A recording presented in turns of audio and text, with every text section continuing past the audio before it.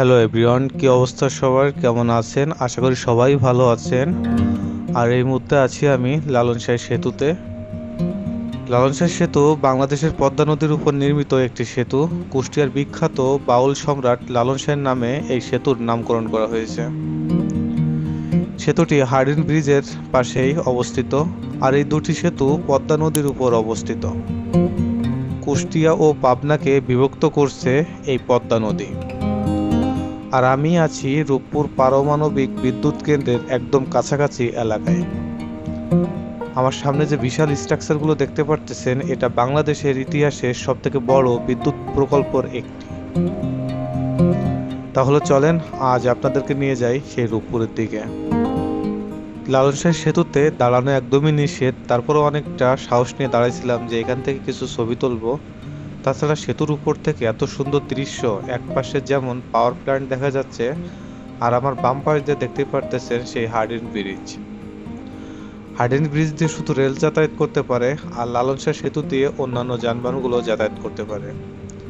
আমি যেহেতু বাইকে যাচ্ছি, সেক্ষেত্রে 10 টাকার টোল দিয়ে আমি সেতুটি পার হচ্ছি। আমার বাম পাশে যে ব্রিজটা দেখতে পারতেছেন, হার্ডিন ব্রিজ, এটা মনে হয় ব্রিটিশ আমলে নির্মাণ করা। আসলে আমার ঠিক জানা নাই। আমার এই এরিয়াতে একদমই আমি নতুন, আর আমার ফার্স্ট টাইমে যাওয়া হচ্ছে এই রূপপুরের দিকে। এর আগে কখনো যাওয়া হয়নি। কারণ কি ভাবছিলাম যে যদি কখনো বাইকটাই কিনি তখন একটা ট্যুর দেব এই এরিয়াতে, কুষ্টিয়ার দিকে। আমি কুষ্টিয়ার এর আগে কখনো আসা হয়নি। আর তাছাড়া কুষ্টিয়াতে ঘোরার মতন জায়গা, অনেক জায়গা আছে কুষ্টিয়া এবং পাবনাতে। এই যে ব্রিজের একদম শেষ প্রান্তে একটা পার্ক আছে, মনি পার্ক। ওই পার্কটা অনেকটা সুন্দর। ওই পার্কে গেলে অনেকটা সুন্দর একটা ভিউ পাওয়া যায়। এই যে এই দুইটা ব্রিজ, হার্ডিন ব্রিজ আর লালন শাহ সেতু, সাথেও দেখা যায় এই রূপপুরের যে পারমাণবিক যে চুল্লিগুলা, এই চুল্লিগুলো দেখতে পাওয়া যায়। আর এই এরিয়াটাতে এত পরিমাণ ধুলাবালু, সত্যি অসাধারণ ধুলাবালু। শুধু সাধারণ ধুলাবালু না, অসাধারণ।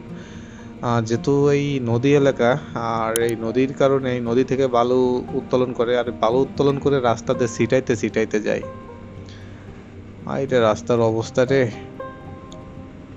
গাছগুলোর অবস্থা খুবই করুণ। ধুলায় ধুলায় গাছের পাতাগুলো একদম ফ্যাকাশে হয়ে গেছে। যদিও বা শীতের শেষ, তারপরেও এখন অনেকটাই, আর এই জায়গাটাই আর কি ধুলাবালি আর কি। কিছু কিছু জায়গায় আবার অনেকটা সুন্দর আছে। তাছাড়া যেহেতু এই পাশে পাওয়ার প্ল্যান্টের কাজ চলতেছে, অনেক বালু টালু নিয়ে আনা নেওয়া করতেছে। এই যে একটা টোল প্লাজা, এটা হলো পাবনার পাশের টোল প্লাজা। আমি যেহেতু কুষ্টিয়ার পাশে দিয়ে আসছি, সেহেতু এই পাশে দেওয়া লাগবে না। যাওয়ার সময় আবার অবশ্যই আমাকে এখানে টোল দিতে হবে। এই জায়গাটা আবার কোথা দিকে গেছে, কোন দিকে? ও মাই গড, পুলিশ আবার চেক করে, বুকের ভিতর ধরফর ধরফর করে মাঝে মধ্যে। যদিও বা সবকিছু আছে, তারপরেও অনেক সময় ভয় লাগে যে পুলিশ তো কখন কোন কেসে না কোন কেসে ঢুকায়। সামনে একটা ফগ লাইট লাগানো আছে, তারপরেও যদিও এই ফগ লাইটটা ওইভাবে ধরবে না। এতটুকু ফগ লাইটে কি হবে? ওয়াও, সুন্দর একটা দৃশ্য। বাম পাশে ট্রেন যাচ্ছে, সুন্দর। আস্তে আস্তে যাচ্ছে কেন জানি না।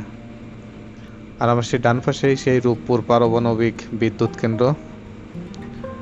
এই দেখেন, মনে হচ্ছে যে রাস্তার উপরে, রাস্তা না, রাস্তাটাই গেছে মনে হচ্ছে কোনো বালুর ভিতর দিয়ে ঢুকে গেছে। রাস্তার দুই পাশে অর্ধেক রাস্তা খেয়ে গেছে। আর এই কুষ্টিয়া পাবনার রোডে ভাই রে ভাই, এত পরিমাণ স্পিড ব্রেকার, যে স্পিড ব্রেকারের কারণে বাইকটা ঠিক মতন চালানোই দুষ্কর। এত বাইক, হাজার হাজার বাইক।